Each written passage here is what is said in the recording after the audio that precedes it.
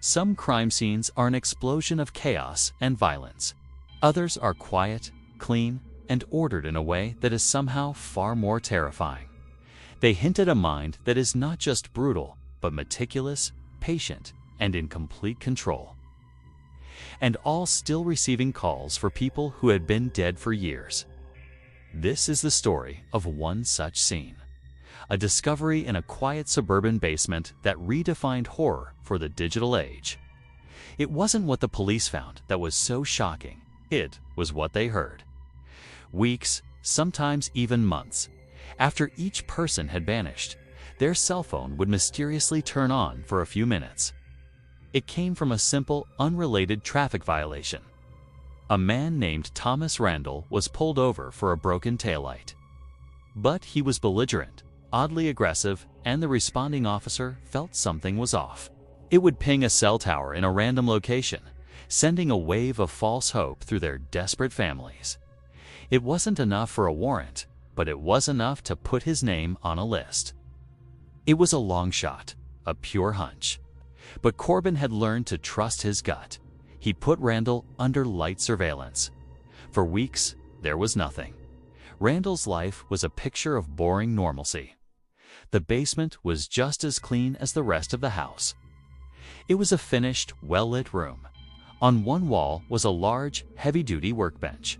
And on that workbench, laid out in a perfectly straight line, were 17 cell phones. He was a low-level person of interest in a local missing persons case, one of the 17. Each one had a small, typed label beneath it with a name. The first name Corbin read was that of the college student who had vanished 5 years earlier. The air in the room grew cold and heavy. The silence was absolute. It was proof that he had not just ended a life, but that he had taken control of its echo. Messages allowed the man they called the Collector, introduced a new kind of modern horror.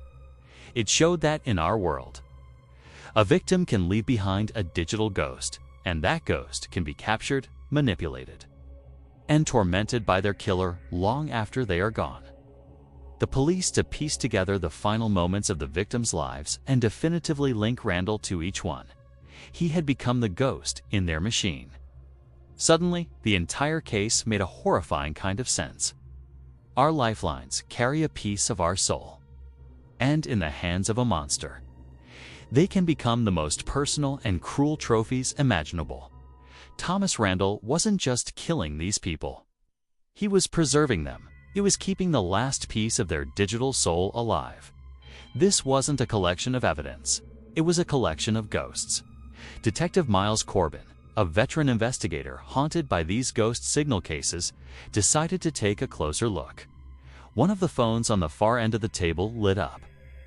The detective stared, frozen. The screen glowed with a picture of a smiling, elderly woman. He detailed how he had stalked and abducted each of his 17 victims. He had learned their routines, their lives, and then he had erased them. But he never got rid of their phones. That was the most important part of his ritual. And beneath it, the caller ID simply read, Mom. Once a month, he would drive to a random location and turn one of the phones on for a few minutes just to keep their signal alive, as he put it. He enjoyed knowing that the families were out there, still hoping, still calling. He enjoyed the power of holding their hope in his hands and being able to extinguish it at will. It was the sound of a phone ringing, a familiar, hopeful chime in a place of absolute despair. Because the phone belonged to a girl who had been missing for 6 months, and it was not alone. Using cell phone records, they discovered that one of the victim's phones had sent out its last ghost ping from a tower whose signal area included Randall's neighborhood. It was the missing piece. It was enough for a search warrant. The house was too clean, too sterile, too empty. It felt like a stage, not a home. Detective Corbin made his way to the basement door.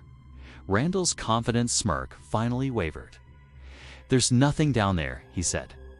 "Just storage." Over a period of 5 years, across 3 states, people were vanishing, almost serene. He let them in, making sarcastic comments about their wasting taxpayer money.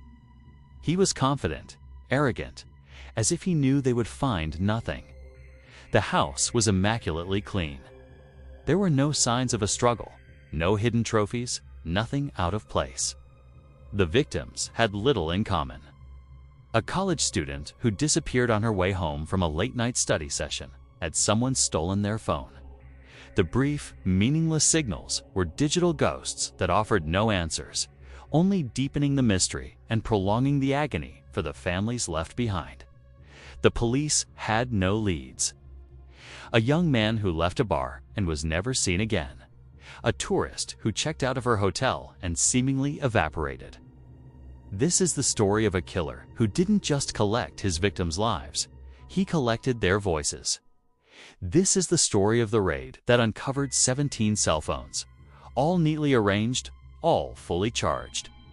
Our story begins not with a body, but with a series of ghosts. These were separate cases handled by different police departments, all of them going cold. But there was one strange, cruel thread that connected them. Then, just as quickly, it would go dark again. It was a form of psychological torture. Was their loved one alive, but in trouble? They were chasing phantoms across the digital landscape. The break in the case, when it finally came, had nothing to do with the disappearances at all. A routine check revealed Randall had a minor sealed juvenile record for stalking.